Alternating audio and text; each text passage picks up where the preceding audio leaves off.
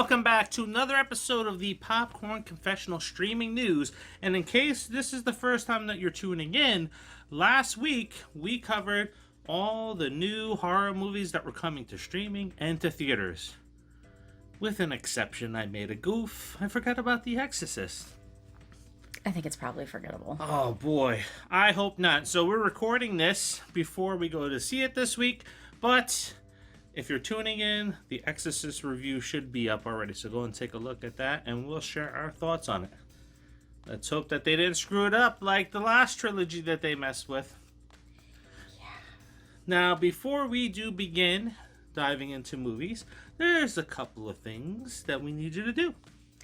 Like, comment, share, and subscribe. Yes, please do that. We appreciate you tuning in for this and all of our other 31 days of Halloween content. Now, we talked about it. Lots of slasher movies this month, and we get to talk about some of them this episode. So let's dive into what's coming out on October 9th. 3, 2, 1.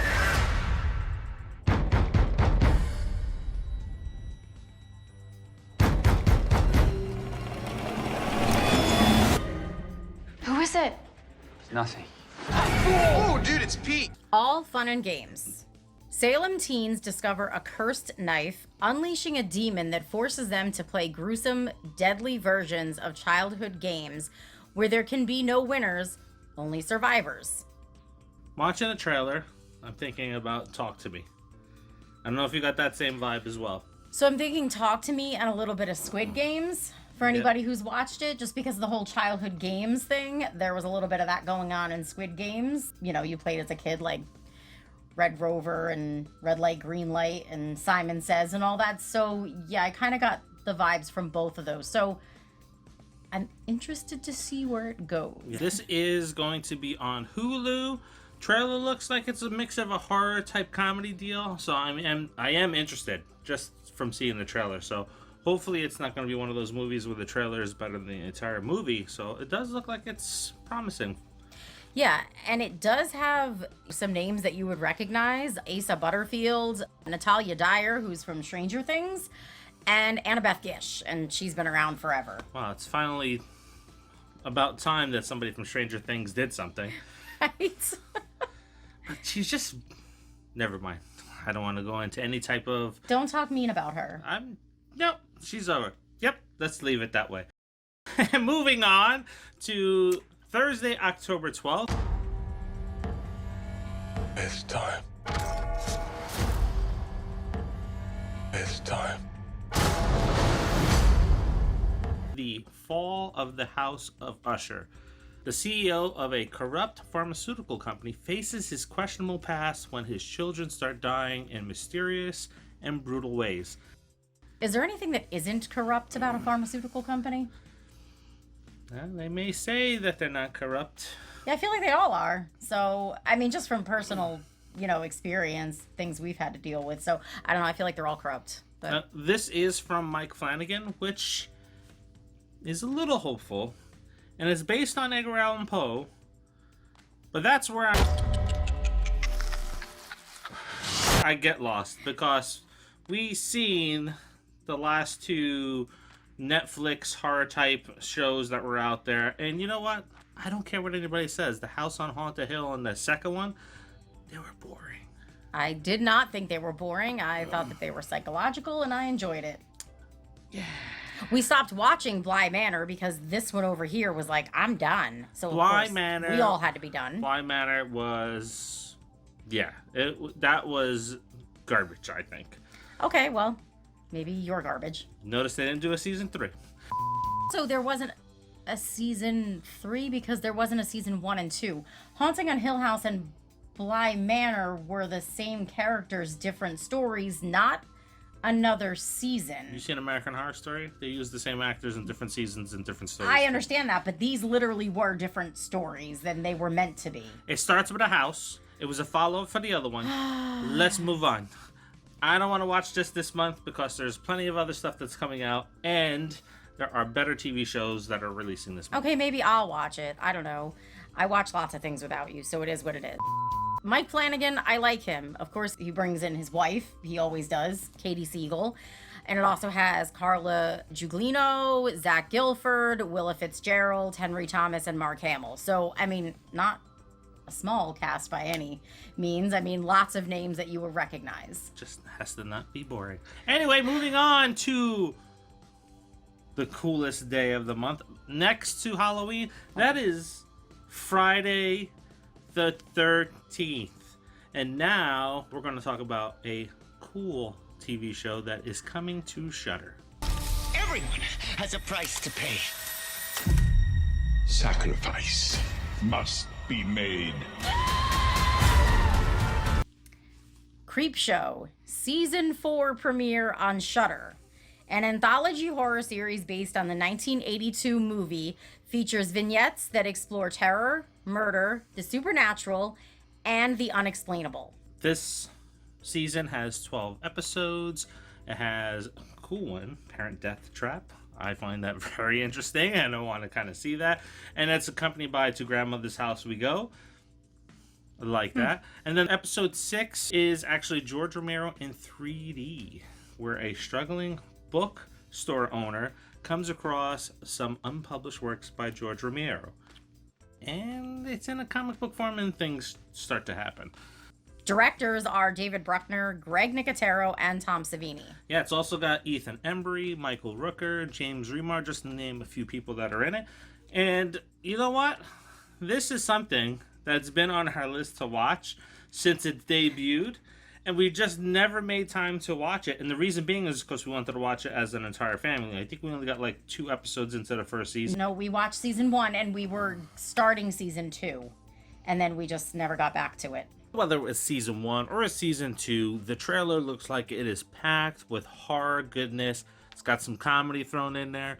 Probably the best show to watch this month. So I'm excited to see this one. Maybe this is something that we're going to binge when we come back from Monster Mania and plow through it in an entire weekend. I'm down for that. Mm-hmm. Maybe it'll be rainy and spooky too. Okay. Mm-hmm. You can't have a Friday the 13th, especially in October, without Jason Voorhees. That's right.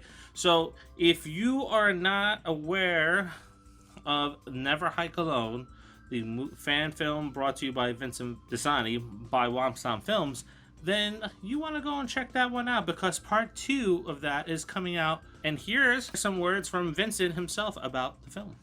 Hello horror fans, my name is Vincent DeSanti. In 2017, my team and I at Womp Stomp Films debuted Never Hike Alone, a Friday the 13th fan film to horror fans around the world, and then returned again in 2020 to bring Jason Voorhees to a winter setting in Never Hike in the Snow. Now, we're back, and we're ready to bring the Never Hike Alone saga to conclusion in an epic final chapter that will leave Friday the 13th fans talking for a long time to come. Never Hike Alone 2 is a feature-length sequel to both Never Hike Alone and Never Hike in the Snow. It stars Friday the 13th alumni Tom Matthews as Tommy Jarvis, who has all but given up hope on his search to find the long-lost Jason Voorhees. However, when Tommy and his emergency crew are called out to help injured hiker Kyle MacLeod, played by Never Hike Alone's Andrew Lady, Tommy will once again come face to face with the ghost of Crystal Lake, setting into motion an epic blood-soaked conclusion that will bring an end to their bloody and deadly rivalry. Caught between the chaos is Dr. Diana Hill, played by Never Hike in the Snow and Jason Rising's Anna Campbell, who is still searching for answers to her son Mark's disappearance. Meanwhile, the ever-stubborn Wessex County Sheriff Rick Colon, played by Jason Lives and shocker horror icon Vinny Guastafaro, believes that as the bodies stack up, it's Tommy who's ultimately responsible for it all. This one looks awesome. It feels like a boxing match. You have Tommy Jarvis squaring off against Jason Voorhees, which was teased at the end of the original Never Hike Alone. Mm-hmm. Sorry if you haven't seen it, but that's the whole setup for this part of the You've had series. enough time, okay? Yes. So if you haven't seen it, I'm sorry. And it's free. You don't have to sign up for any subscriptions. You just go to YouTube, you look up Never Hike Alone, you watch the first one, then you watch the one in between the two, which is Never Hike in the Snow. That's right, Jason Voorhees in the Snow. And it's pretty damn awesome. And it's a little short. This one is a feature-length film. It looks damn amazing. Where did you hear that name? The kids at school. They said he drowned in the lake. And that he's still down there, waiting. Waiting for what?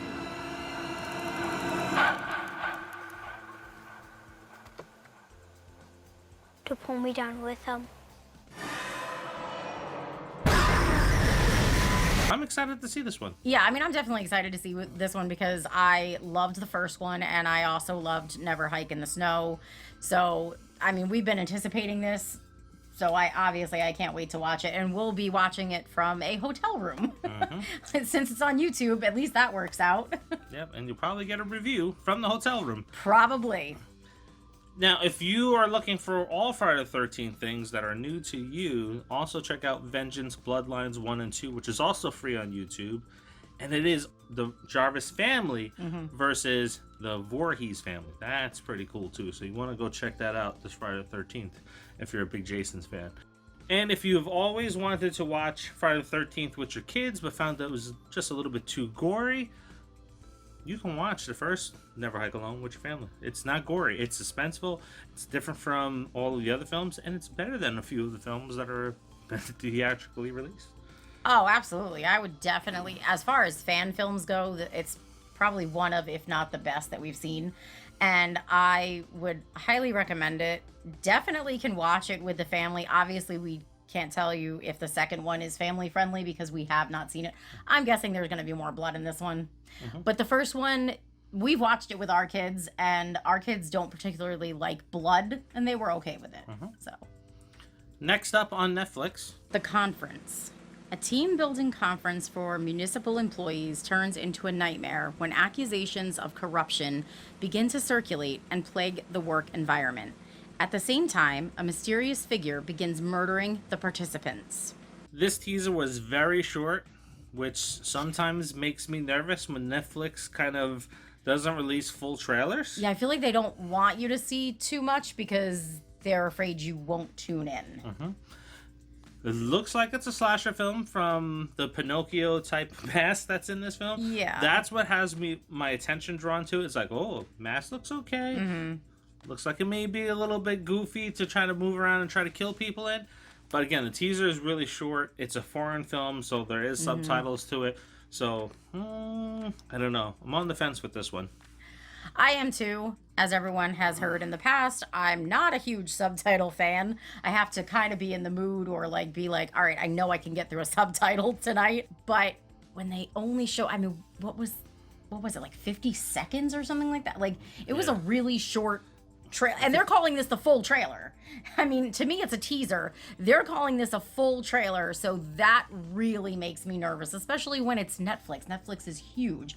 So I feel like they're being like, I don't think people will tune in if they see the full trailer. Yeah, we've seen them kind of do this before. I'm sure as you have as well, is where with some of their movies they'll release a really short trailer or teaser for it, or they won't release anything up until like the last week beforehand.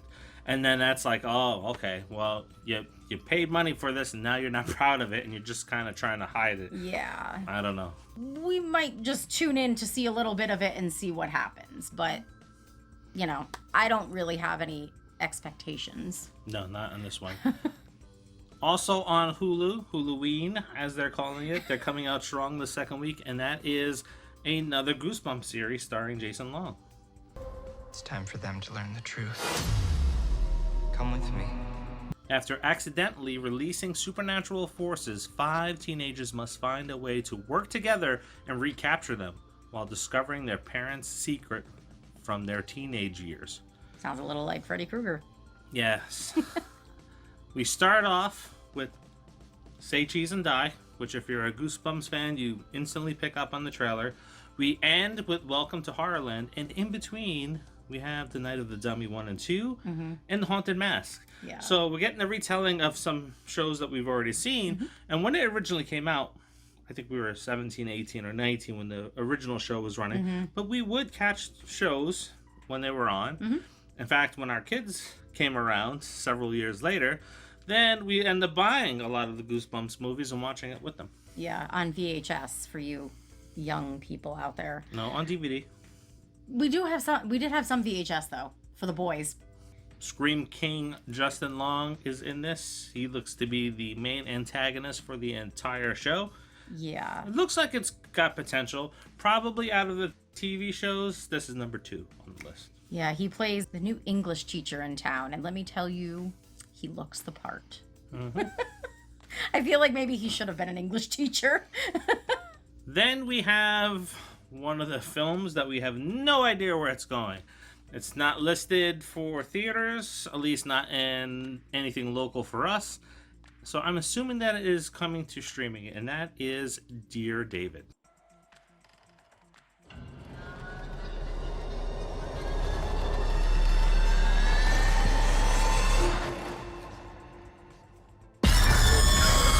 Shortly after comic artist Adam responds to internet trolls, he begins experiencing sleep paralysis and strange paranormal events in his apartment. As he chronicles increasingly malevolent occurrences in a series of tweets, Adam begins to believe he is being haunted by the ghost of a dead child named David. Encouraged by his boss to continue the Dear David thread, Adam starts to lose his grip on what is online and what is real. This is by Lionsgate, and at a time many years ago when Lionsgate would put out a horror film, it used to be like Blumhouse, like, oh, Lionsgate horror? Yeah. I'm there. Yeah. Now it's not so much. So, and the story of Dear David, for those that aren't familiar with it, this kind of went viral many years ago, and a lot of horror-esque ghost channels were covering the story in the blog, The Haunting of David.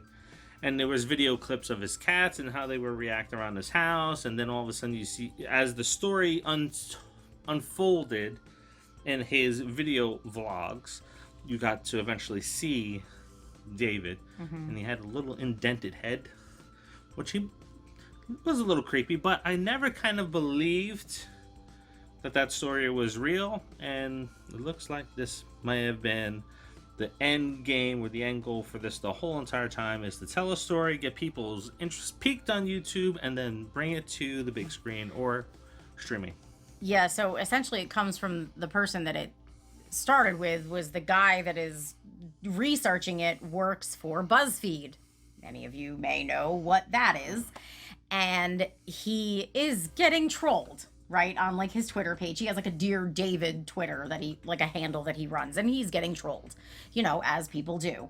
And then he kind of like decides to troll back, and he tells someone to die in a fire, which is just awesome. And then it just kind of escalates from there, and then he starts to like experience things. I'm not exactly sure how or why his Twitter had anything to do with that, but I guess we'll find out.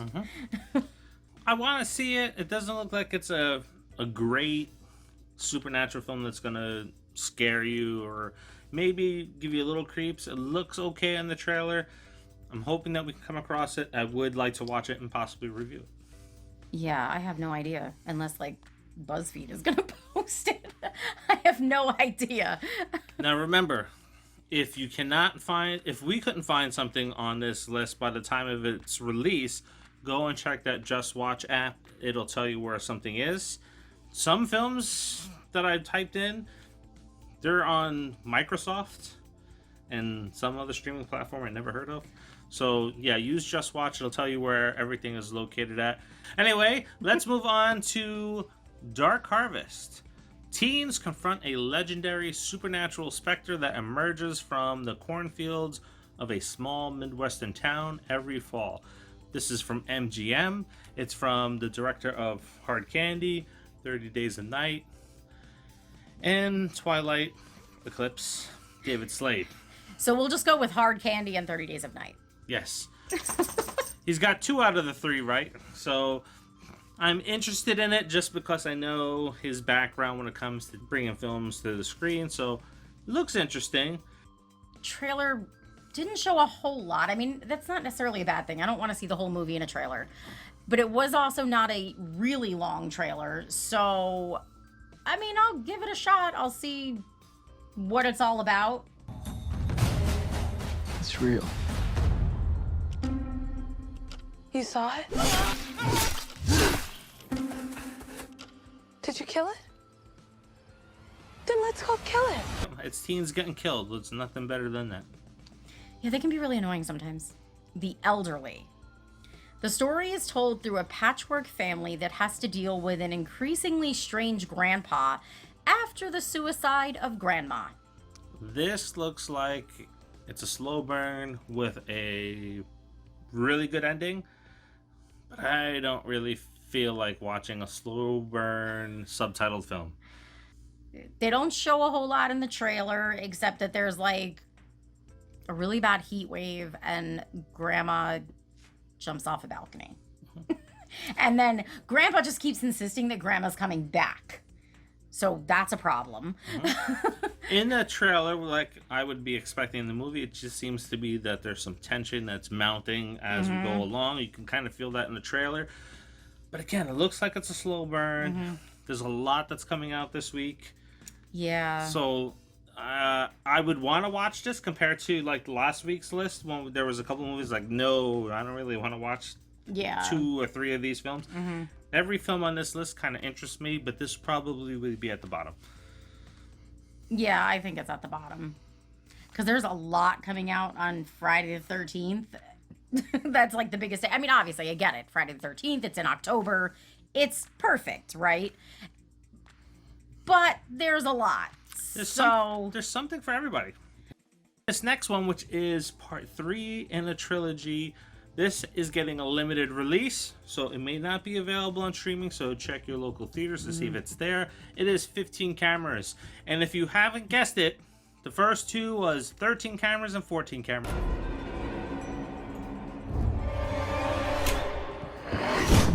A couple buys a house from the slumlord tapes infamous for hidden cameras and a psycho landlord.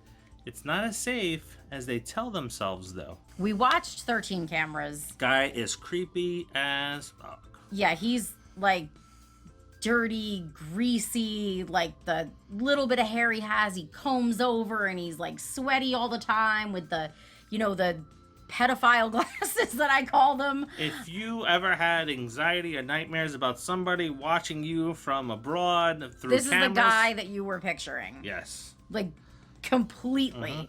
This is the guy, he's the reason that, like, I won't rent an Airbnb. I just will not do it because, first of all, I've seen a lot of bad horror stories that were true about Airbnbs, and I feel like this is the guy on the other end of the camera because he fits it to a T. Yeah, so apparently after 15 and 14 cameras, his story became famous. He's the slumlord. I don't know how you call that a slumlord. He's a psychopath and a voyeur. This is the movie that you want to take a shower after you watch, probably. Absolutely. Yeah, so I mean, basically these people, they buy the house and they know who they bought it from. And then while they're living in said house, they start watching the TV show based off this guy. I don't know. Don't think I'd do that. That would just be really... First of all, I wouldn't have bought the house. Nope. Just not doing it. Yeah. Tell me it's haunted. Okay, maybe I buy it. Tell me somebody died there. I'll think about it. Tell me somebody was there with cameras hooked up. That's a hard pass. I'll never sleep. I mean, it's bad enough that when we moved into this house, this one was like looking... And he's like, I think I see something in the vent. So, yeah. And there's a lot of vents in our house. In every neighborhood, there's always that one house that you ride your bike past just a little bit faster than the others. John Carpenter's Suburban Screams. It's a new and unscripted horror anthology series that explores the darker side of your neighborhood sidewalk. This is shot like the new Unsolved Mysteries that you've seen on Netflix, or one of the many shows that are on the Destination America and the Travel Channel, where it's a person telling their story, and then you get to see the cinematic play out of that, which will be directed by John Carpenter. John Carpenter, right? Like, come on. This is show number 3 on my list because these are always hit and miss with me. Some of them are good, some of them are boring, and it's just like, all right, what is the new thing that you can bring to the table? Now, John Carpenter's the new thing that you can bring to the table. Well, that is definitely the new thing. But I would give this a chance. Maybe check out 1 or 2 episodes and see if it draws me in to watch the entire season. I'm probably going to watch the entire season because while he's very like hit or miss with these types of shows, I usually will watch all the way through. I love these types of shows. I didn't hate the new Unsolved Mysteries, so yeah, I'm probably just going to watch all of them. Yeah, that new Unsolved Mysteries. I see there's better YouTube shows for me on that type of subject, like Scary Mysteries, than the new Unsolved Mysteries. But I digress. So this is the list. Like we said, there is something here for everybody this week. Yeah. So you don't have to like slasher movies because you're getting a paranormal movie, you're getting a psycho stalker movie, you're getting TV shows. There is a lot of stuff to watch this week. And some are even unscripted and have John Carpenter behind it, so... Yes, we're going to try to find some of these if they're around, and we'll do some reviews for them. Unless it's really, really bad, then I'll just leave it in our community page saying, hey, so this is what happened with this one, and we're not going to cover it. Yeah, and then we'll just leave it up to you if you want to go watch it for yourself. Yeah. But all the ones that we kind of are really interested in, I think... we can find. I mean, we have Peacock and Netflix, and we're probably gonna have to get Hulu again. So, what are you watching this week based off of all of those selections? What did you watch last week? If you don't know what came out last week, go check out last week's episode because there were some damn good movies on that list that you're gonna want to watch. So, let us know by dropping that in the comments. And as always, we appreciate you watching this video. And happy Halloween! Happy Halloween!